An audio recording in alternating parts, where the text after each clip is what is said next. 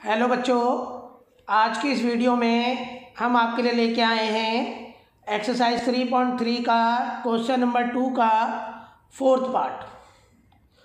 तो अगर हम फोर्थ पार्ट को थोड़ा रीड करें तो उसमें जो टैक्सी का चार्जेज है एक सिटी में, उसमें कंसिस्ट है फिक्स्ड चार्ज।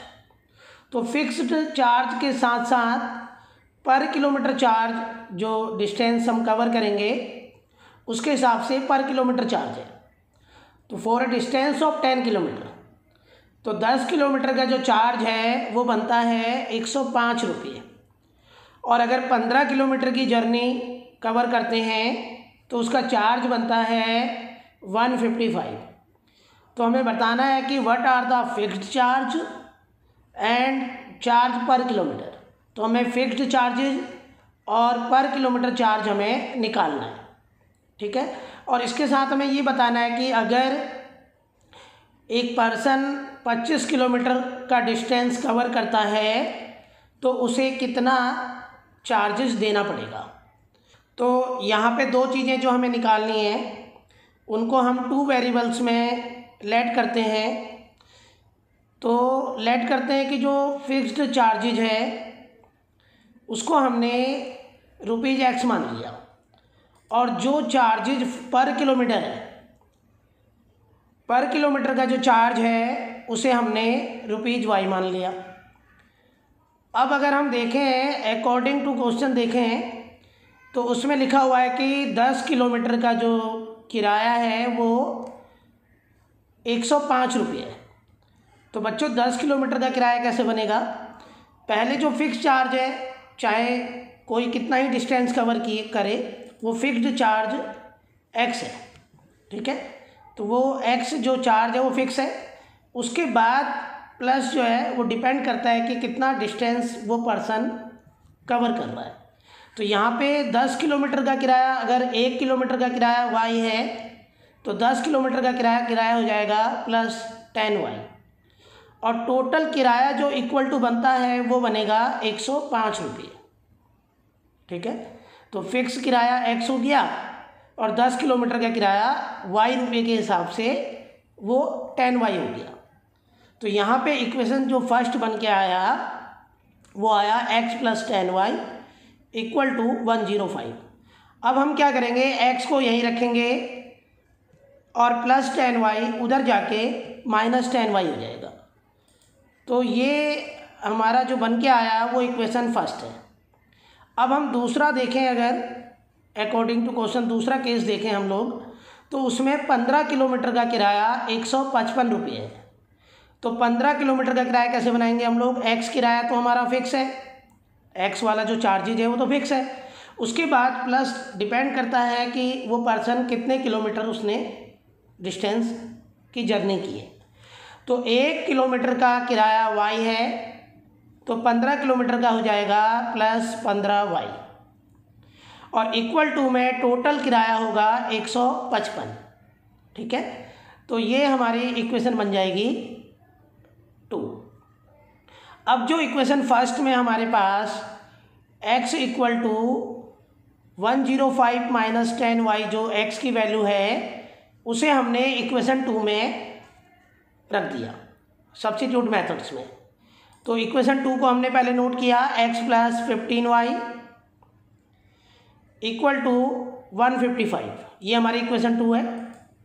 इस इक्वेशन 2 में हमने X को हटा के उसकी जगह लिख दिया 105 - 10Y, ये X है, इसको हटा के लिख दिया 105 - 10Y, और प्लस 15Y = 155 हमने ऐसे ही नोट कर लिया।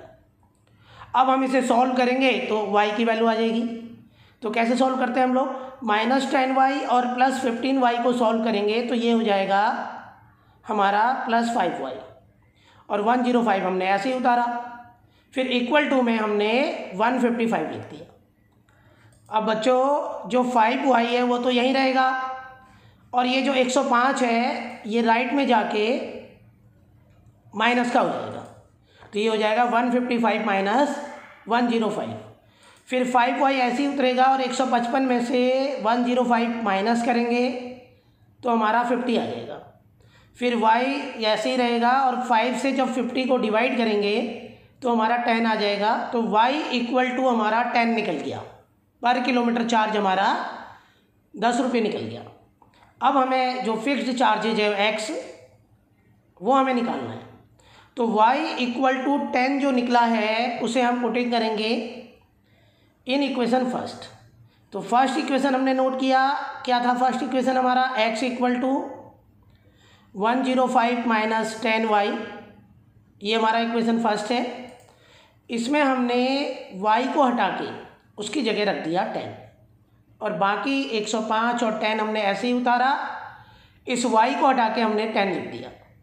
अब 10 की मल्टीप्लाई 10 से करेंगे तो हमारा ये 100 आ जाएगा, और 105 में से जब हम 100 माइनस करेंगे तो x इक्वल टू 5 आ जाएगा। तो 5 रुपये जो फिक्स चार्जेज है वो निकल के आ गया। अब हमें जो बताना है वो 25 किलोमीटर का किराया हमें टोटल बताना है। तो 25 किलोमीटर का किराया अगर हम इक्वेशन बनाएं तो फिक्स चार्ज हमारा यहाँ पे 5 रुपये निकल के आया, और पर किलोमीटर चार्ज हमारा जो y है वो हमारा y इक्वल टू 10 निकल के आया। अब हमें 25 किलोमीटर का जो किराया है वो निकालना है। तो 25 किलोमीटर का किराया अगर हम बनाएंगे तो x किराया हमारा फिक्स रहेगा, जो फेयर है, जो फेयर किराया है x हमारा फिक्स है, और 25 किलोमीटर का किराया हो जाएगा 25y। अब x को हटा के उसकी जगह 5 रख देंगे, और y को हटा के उसकी जगह हमारा आ जाएगा 10। तो ये टोटल किराया हमारा जो बन गया वो बन गया हमारा 255। तो इस प्रकार से 25 किलोमीटर का किराया हमारा बना 255 रुपये। ठीक है, तो इस तरीके से हमें फोर्थ वाला पार्ट करना है। अब हम इसका फिफ्थ वाला पार्ट देखें, और फिफ्थ वाले पार्ट को हम लोग रीड करें तो वो एक फ्रैक्शन है। ठीक है, फ्रैक्शन होते हैं जो न्यूमरेटर अपॉन डिनोमिनेटर करके अपॉन में जो होते हैं। एक फ्रैक्शन जो है 9/11 हो जाता है यदि उसके न्यूमरेटर में 2 ऐड करें और डिनोमिनेटर में भी 2 ऐड करें, और अगर हम उसके न्यूमरेटर और डिनोमिनेटर में 3 प्लस करते हैं तो वो फ्रैक्शन हमारा 5/6 हो जाता है। तो फाइंड द फ्रैक्शन, वो फ्रैक्शन हमें निकालना है। ठीक है, फ्रैक्शन मतलब अपॉन में जो नंबर है वो हमें निकालना है। तो हमने क्या किया बच्चों, सॉल्यूशन करने के लिए हमने जो न्यूमरेटर है उसे हमने लेट कर लिया कि वो x है, और जो डिनोमिनेटर है उसे हमने y मान लिया। तो बच्चों हमारा जो फ्रैक्शन है वो हो जाएगा x/y। अब अकॉर्डिंग टू क्वेश्चन अगर हम देखें तो उसमें लिखा हुआ है कि न्यूमरेटर और डिनोमिनेटर दोनों में अगर 2 प्लस कर दिया जाए, तो x में भी 2 प्लस कर दिया और y में भी 2 प्लस कर दिया, तो जो हमारा फ्रैक्शन बन के आया वो 9/11 आया अकॉर्डिंग टू क्वेश्चन जो। ठीक है, फिर हमने क्रॉस मल्टीप्लाई किया, जो 11 है उसकी मल्टीप्लाई x+2 में, और जो 9 है उसकी मल्टीप्लाई y+2 में। फिर 11 की मल्टीप्लाई जब x+2 में करेंगे तो 11x+22 हो जाएगा, और 9 की मल्टीप्लाई जब y+2 में करेंगे तो 9y+18 हो जाएगा, मल्टीप्लाई हो जाएगा दोनों में। फिर x और y को हमने एक साथ लिखा तो ये 9y प्लस का इधर आके माइनस हो गया, और 18 के साथ जो +22 है वो उधर जाके माइनस हो गया। अब 18 में जब हम -22 करेंगे तो प्लस माइनस माइनस, और साइन जो है बड़े नंबर 22 का साइन माइनस आ गया। तो यहाँ पे बच्चों ये इक्वेशन फर्स्ट निकल के आई है। अब यहाँ पे अगर हम दूसरा केस पढ़ें तो दूसरे केस में ये है कि अगर डिनोमिनेटर और न्यूमरेटर में 3 प्लस कर दिया जाए, x में भी 3 प्लस कर दिया जाए और y में भी 3 प्लस कर दिया जाए, तो फ्रैक्शन जो बन जाता है वो 5/6 बन जाता है। अब हम 6 की मल्टीप्लाई x+3 में भी करेंगे क्रॉस मल्टीप्लाई, और जो 5 है उसकी मल्टीप्लाई y+3 में भी करेंगे। ठीक है, तो जब हमने 6 की मल्टीप्लाई x+3 में किया तो ये बन गया 6x+18, और जब हमने 5 की मल्टीप्लाई y+3 में किया तो ये बन के आया 5y+15। फिर 5y को हम लेफ्ट में लेके आए तो ये 6x - 5y हो गया, ये प्लस इधर आके माइनस हो गया, और जो 18 प्लस का है ये उधर जाके माइनस हो गया, तो 6x माइनस 5y ऐसे ही रहेगा और 15 माइनस 18 हमारा -3 आ गया। अब हम 6x को ऐसे ही रखेंगे और -5y उधर आके प्लस हो जाएगा। फिर x बच्चों ऐसे ही रहेगा और x के साथ जो नंबर 6 है वो -3 + 5y के अपॉन में आ गया। अब ये x की वैल्यू जो निकली है -3 + 5y अपॉन 6, इसे हम इक्वेशन फर्स्ट में पुट करते हैं, क्योंकि हमने x की वैल्यू इक्वेशन 2 से निकाली है, दूसरे केस से निकाली है। तो इसको पहले केस से जो इक्वेशन बनी है उसको हम पहले नोट कर लेते हैं। इक्वेशन फर्स्ट वो है 11x, हमने x को हटा के, ये जो 11 है ये ऐसे लिखा, x को हटा के हमने -3 + 5y/6 लिख दिया, और ये जो -9y है इसको हमने ऐसे ही उतारा और इक्वल टू -4 भी एज इट उतारा। अब हम क्या करेंगे, 11 की मल्टीप्लाई इधर करेंगे 3 में, -3 में तो -33, और 11 की मल्टीप्लाई 5y में करेंगे तो 55y, ये अपॉन 6 हो गया। फिर -9y इक्वल टू -4 को ऐसे ही नोट किया। अब 9y के अपॉन में 1 करके हमने एलसीएम ले लिया 6, और ये 6 से 6 को डिवाइड किया 1 आया, और 1 की मल्टीप्लाई ऊपर करेंगे तो यही आ जाएगा। फिर 1 से 6 को डिवाइड किया 6 की मल्टीप्लाई -9y में करेंगे तो 54y आ जाएगा, और इक्वल टू -4 हमने ऐसे ही उतारा। अब हम क्या करेंगे, अगले स्टेप में ये जो 6 है इसकी मल्टीप्लाई -4 में करेंगे। अब हम क्या करेंगे कि जो 55y है और -54y है उसको प्लस माइनस करेंगे तो +y आ जाएगा, और इक्वल टू -4 ऐसे ही उतारेंगे यहाँ से। फिर क्रॉस मल्टीप्लाई करेंगे तो 6 4 जा -24 हो जाएगा। फिर y यहीं रहेगा, -33 उधर आके प्लस हो जाएगा, और जब -24 + 33 करेंगे तो y = 9 आ जाएगा। ये y = 9 जो निकला है इसे हम इक्वेशन फर्स्ट में रखेंगे, ठीक है। फिर दोबारा हमने इक्वेशन फर्स्ट पूरा नोट कर लिया यहाँ से, ये इक्वेशन फर्स्ट आ गया हमारा। अब हम 11x को ऐसे ही उतारेंगे और ये 9 भी ऐसे ही रहेगा, y को हटा के उसकी जगह 9 रख देंगे। फिर 9 की मल्टीप्लाई जब 9 से करेंगे बच्चों तो 81 आ जाएगा। फिर -81 जब राइट में जाएगा तो वो -4 + 81 हो जाएगा, और -4 + 81 को सॉल्व करोगे तो 77 आ जाएगा। फिर 77 को जब 11 से डिवाइड करेंगे हम लोग तो हमारा क्या आ जाएगा, 7 आ जाएगा। अब हमारा फ्रैक्शन क्या है, x/y, तो बच्चों x हमारा क्या निकला, x हमारा 7 निकला।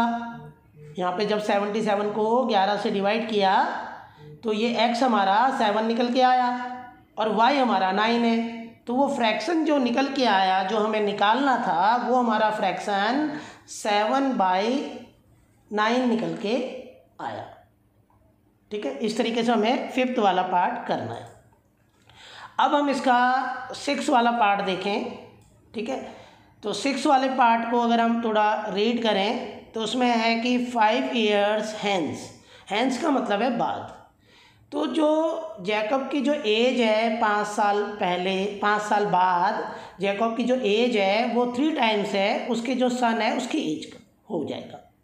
और 5 years है वो 5 साल पहले जैकब की जो एज है वो उसके लड़के की एज का 7 टाइम्स।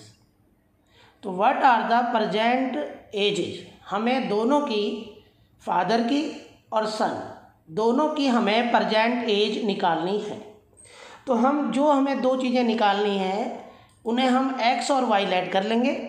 तो हमने जो जैकब है उसकी एज को हमने x ईयर्स मान लिया, और जो उसका लड़का सन है उसकी एज को हमने y ईयर्स माना। अब अगर हम देखें, बात करें कि 5 साल बाद, तो 5 साल बाद कोई भी पर्सन है उसकी एज में आप 5 ऐड कर दो तो 5 years हैंस उसकी एज आ जाएगी। तो जैकब की age at the present x है, तो 5 साल के बाद, हैंस का मतलब आफ्टर 5 years, तो जैकब की एज हो जाएगी 5 साल बाद। अभी एट द प्रेजेंट x है तो 5 साल बाद x + 5 years, ऐसे ही जैकब का जो लड़का है उसकी at the present age Y है, तो 5 साल बाद उसके सन की जो एज होगी वो होगी वाई प्लस 5।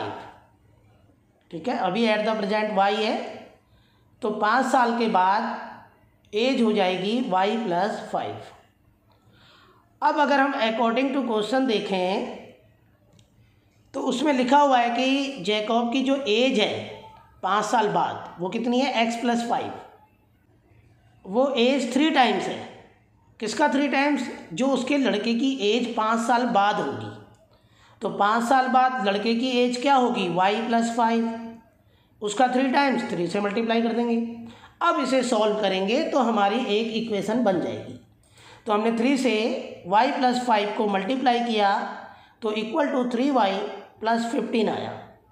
अब हम 3y को इधर लेके आएंगे तो x माइनस 3y, और ये जो 15 में से जो 5 माइनस कर देंगे तो 10 आ जाएगा। ठीक है, हमने इसको एक स्टेप सीधा कर दिया। अब ये हमारा इक्वेशन फर्स्ट बनने जा रहा है। अब ऐसे ही अगर हम बात करें 5 ईयर्स एगो की, 5 साल पहले की, तो 5 साल पहले अभी एट द प्रेजेंट जैकब की एज x है, तो 5 साल पहले क्या होगी, x माइनस 5, और उसका जो लड़का है उसकी at the present age y years है, तो 5 साल पहले उसकी एज थी y माइनस 5। अब अगर हम अकॉर्डिंग टू क्वेश्चन देखें दूसरा स्टेटमेंट, दूसरा केस, तो जैकब की एज जो 5 साल पहले थी x माइनस 5 वो 7 टाइम्स थी। 7 टाइम्स मतलब 7 से मल्टीप्लाई। किसका 7 टाइम्स? जो उसके लड़के की एज 5 साल पहले थी, और 5 साल पहले उसकी एज थी y माइनस 5।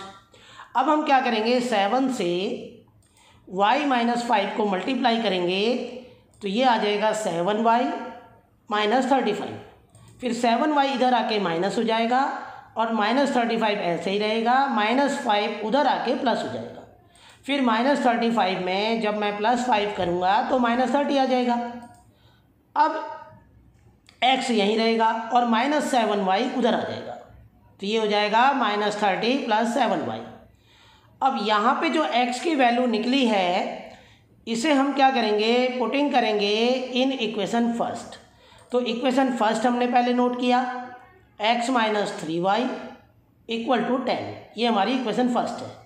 इसमें हम क्या करेंगे बच्चों, x को हटा के उसकी जगह रख देंगे माइनस 30 प्लस 7y। ये x को हटाया, उसकी जगह रख दिया माइनस 30 प्लस 7y, और माइनस 3y इक्वल टू 10 हमने ऐसे ही नोट किया। फिर 7y प्लस का है और माइनस 3y माइनस का है, तो y को y के साथ प्लस माइनस किया तो ये हमारा 4y आ गया, और ये माइनस 30 हम उधर ले गए तो ये प्लस हो गया। 10 में अगर 30 प्लस करेंगे तो हमारा 40 आ जाएगा, और जब हम 40 को 4 से डिवाइड करेंगे बच्चों तो 10 आ जाएगा। तो हमारे पास जो सन है उसकी एज आ गई है 10 ईयर्स एट द प्रेजेंट। अब हमें जो उसका फादर है जैकब, उसकी एज हमें निकालनी है, तो यही y इक्वल टू 10 जो आया है इसको हम इक्वेशन फर्स्ट में पुट करेंगे, और इक्वेशन फर्स्ट हम पहले नोट कर लेंगे x माइनस 3y, ये रहा ना, इक्वल टू 10।